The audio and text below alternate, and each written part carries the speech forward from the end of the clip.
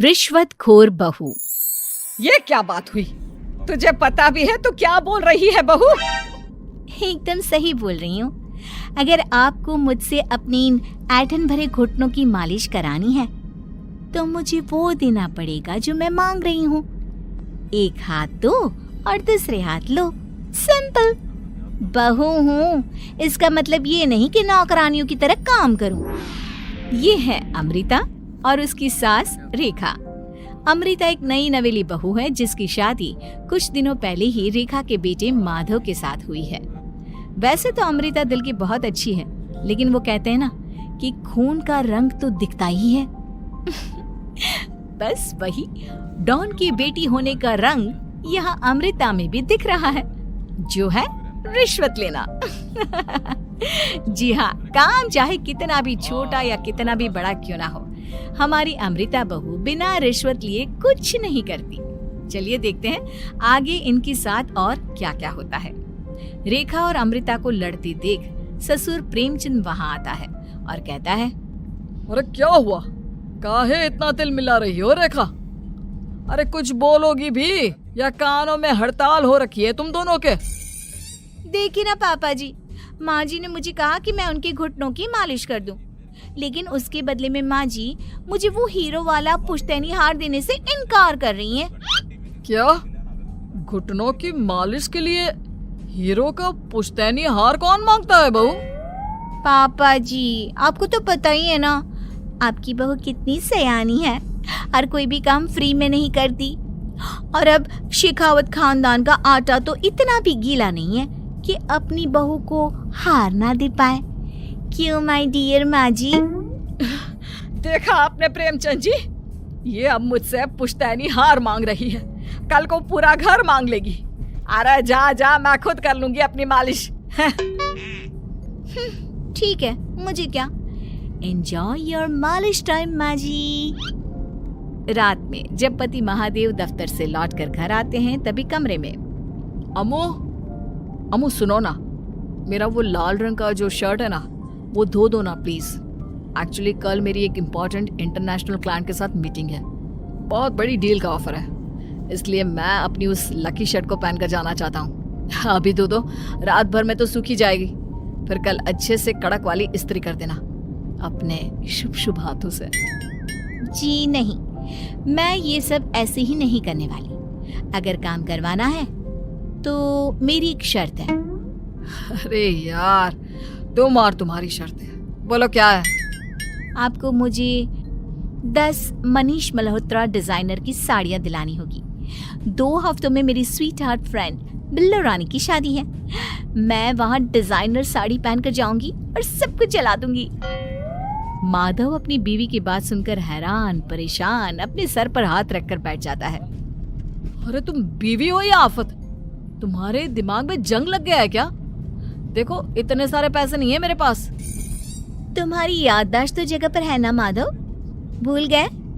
मैं एक डॉन की बेटी हूँ। अगर तुमने मेरे कहे मुताबिक काम नहीं किया तो तुम्हारे लाल शर्ट को दूर ही रखो, मेरे पापा तुम्हें ही लाल कर डालेंगे।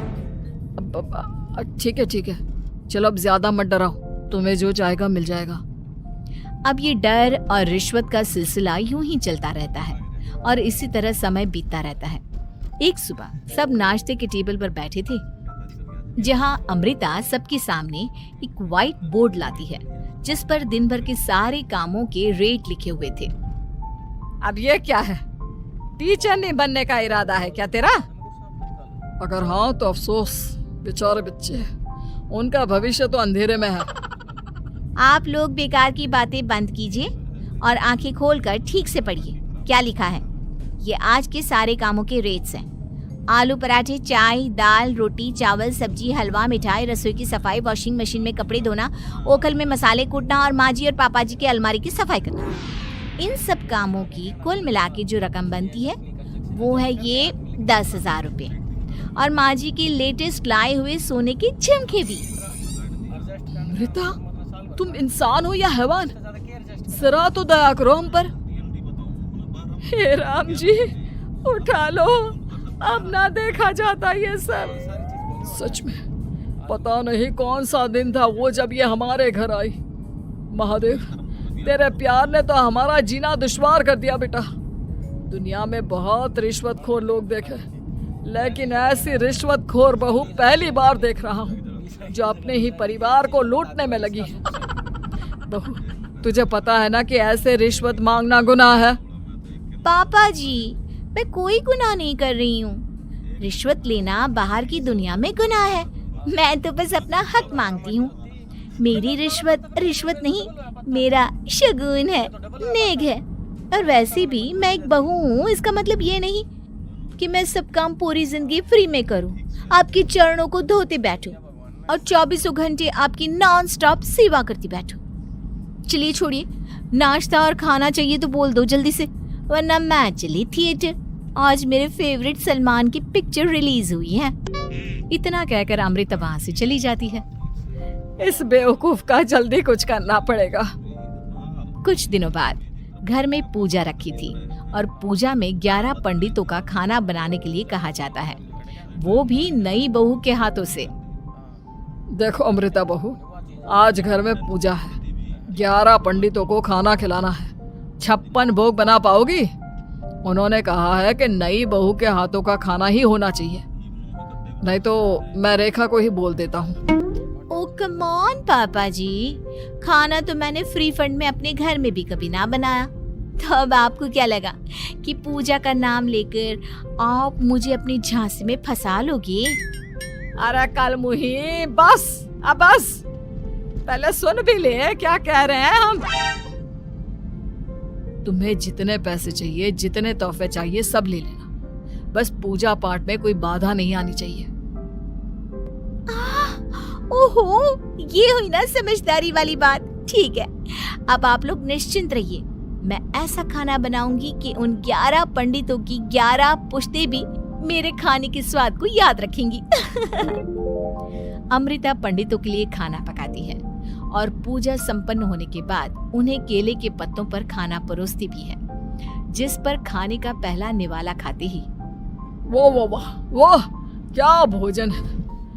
हम इतनी जगहों पर जाते हैं, लेकिन इतना अच्छा स्वाद तो काफी मुश्किल से चखने मिलता है। रेखा जी, प्रेमचंद भाई साहब, आप लोग सच में भाग्यवान हो कि आपको इतनी सर्वगुण संपन्न बहू मिली है, जिसके हाथों में साक्षात माँ अन्नपूर्णा विराजती है। सर्वगुण संपन्न, सबको संपन्न कर देगी यह खूंखार औरत। कुंडली मार कर बैठ गई है मेरे बेचारे बेटे के जीवन में। एक मिनट, अरे ये बात मेरे इस बूढ़े दिमाग में पहले कैसे नहीं आई? इस अमृता की बच्ची को मैं अपने घर से बाहर कैसे निकालूं? इसका उपाय तो पंडित जी के पास जरूर रहेगा। रेखा अगले दिन पंडित जी के पास जाकर उन्हें अमृता के बारे में सब कुछ बता देती है, जिसे सुन पंडित जी भी परेशान हो जाते हैं। अरे, ऐसी बहू तो 7 जन्मों में भी किसी को नसीब ना हो भगवान। देखिए रेखा जी, आपकी रिश्वतखोर बहू और आपके बेटे की कुंडलियों को जोड़कर देखा है मैंने, लेकिन इसमें तो यही बता रहे हैं कि ये आपके जीवन से कभी नहीं जाने वाली। इसलिए उससे सुधारने के लिए जल्दी आप लोगों को ही कुछ करना होगा, नहीं तो एक दिन वो आप लोगों को कंगाल करके ही दम लेगी। नहीं, ऐसा हरगिज नहीं होगा। मैं कुछ करूंगी, हाथ पे हाथ धरे नहीं बैठूंगी मैं। वहीं घर पर अमृता को ये पता चल जाता है कि उसकी सास रेखा पंडित जी के पास उसकी और महादेव की कुंडलियां लेकर गई थी, और इस पर जब रेखा घर लौटती है तब वाह माँ जी वाह, बहुत ही ज्यादा सयानी निकली आप तो। लेकिन मैं आपको एक बात बताना चाहती हूँ कि मेरी और महादेव की कुंडलियां जोड़कर पूजा पाठ और हवन करके भी कुछ नहीं मिलेगा, क्योंकि मैं ऐसी बला हूँ जो आप सबकी जिंदगियों से अब कभी नहीं टलने वाली, फिर चाहे आप कितने भी टोटके हवन या उपाय कर लें। तो खुद को समझती क्या है रे बदतमीज, तुझसे बात करना तो दूर, मुझे तो तेरी शक्ल देखना भी नहीं पसंद। अब सास बहू के बीच एक अनकहा सा युद्ध छिड़ जाता है। दिन बीतने लगते हैं, लेकिन एक दिन अचानक रेखा की तबीयत हद से ज्यादा खराब हो जाती है और उसे सांस लेने में भी काफी दिक्कत और परेशानी महसूस होती है। जब उसे डॉक्टर के पास ले जाया जाता है तब डॉक्टर चेकअप करके कहते हैं, देखिए, मैंने सारे टेस्ट करके देख लिए हैं और रिपोर्ट्स को क्रॉस चेक करके ये पता चला है कि रेखा जी को गंभीर दिल की बीमारी है। उनके फेफड़ों में भी काफ़ी सूजन आ गई है। उनका जल्द से जल्द ऑपरेशन करना होगा, वरना आई एम सॉरी टू से उन्हें बचाना मुश्किल हो जाएगा। ये खबर सुनकर प्रेमचंद और माधव दोनों हक्का बक्का रह जाते हैं। लेकिन डॉक्टर साहब, कितने पैसे लगेंगे ऑपरेशन के लिए? और उसके बाद रेखा पूरी तरह ठीक तो हो जाएगी ना? जी हाँ, इस ऑपरेशन के बाद वो बिल्कुल ठीक हो जाएंगी, लेकिन वो तभी हो सकता है जब ऑपरेशन टाइम से हो पाएगा।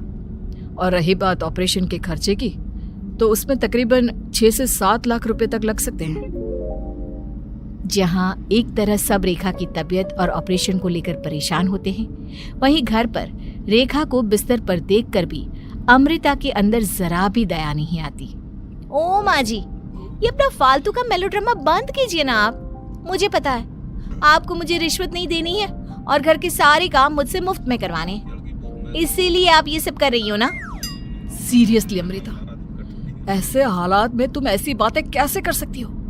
हम यहाँ परेशान हैं कि ऑपरेशन कैसे कराएंगे, बैंक में इतने पैसे भी नहीं है, और तुम माँ को ताने सुना रही हो। अरे अमृता बहू, मैं भला ढोंग क्यों करूंगी? हम 6 से 7 लाख का बंदोबस्त कैसे करेंगे? करेंगे पापा, कैसे भी करेंगे। अमृता, अगर कभी भी जिंदगी में तुमने मुझसे सच्चा प्यार किया है, एक पल के लिए भी सही, तो तुम्हें आज इस परिवार, इस घर की नींव, मेरी माँ को बचाना होगा। हमने अपना सब कुछ तुम्हें दे दिया है, अब तुम्हारी बारी है अपने किए का हिसाब चुकाने की। मुझे पता है तुम्हारे अंदर भी दिल है। अमृता बिना कुछ कहे वहां से चली जाती है और अपने कमरे में जाकर वो अलमारी में से अपनी माँ की तस्वीर को निकालकर अपने सीने से लगाती है और भावुक हो जाती है। माँ, आपके जाने के बाद पापा ने ही मेरा ख्याल रखा, लेकिन उनकी वजह से ही मुझ में काफ़ी बुरी आदतें भी आ गई। शायद मुझे इतना बुरा आपकी गैर मौजूदगी ने ही बनाया। मैंने कभी आपकी लोरी नहीं सुनी, आपकी गोद में नहीं सोई, आपके हाथों से अपने बालों की चंपी नहीं करवाई, क्योंकि वक्त से पहले ही आप मुझे यहाँ छोड़कर चली गई। लेकिन अब मैंने जितना भी इस घर से लिया है, उतना सूद समेत चुकाने की बारी आ गई है। अब मैं अपने रहते अपने प्यार को भी उसी दर्द से नहीं गुजरने दे सकती जो मैंने आपके नहीं होने से सहा है। अमृता तुरंत ही अपने सारे पैसे और गहने माधव को लौटा देती है और रेखा का ऑपरेशन किया जाता है। रेखा ठीक हो जाती है और जब घर आती है तब अमृता दरवाजे पर आरती की थाली लिए खड़ी होती है। वेलकम होम माँ जी, आई मिस्ड यू। पता है कितने दिनों से किसी के भी साथ लड़ाई नहीं की थी मैंने, और ना ही किसी से रिश्वत मिली मुझे। क्या? हमें तो लगा था कि तेरी अकल ठिकाने आ गई है, लेकिन तू तो अभी भी जैसी की तैसी ही है। माँ जी, पूरी बात तो सुनिए। हाँ, ये सच है कि मैं रिश्वत लिए बिना नहीं रह सकती लेकिन अब ना मेरी रिश्वत बदल गई है। अब मुझे हर काम के बदले छप्पी, अपनापन, प्यार और अपनी इस माँ का दुलार चाहिए ये सब तो हम तुझे भर भर के दे सकते हैं बेटा। पूरा घर एक साथ अमृता को जोर की छप्पी देता है और सब हंसते मुस्कुराते घर के अंदर चले जाते हैं।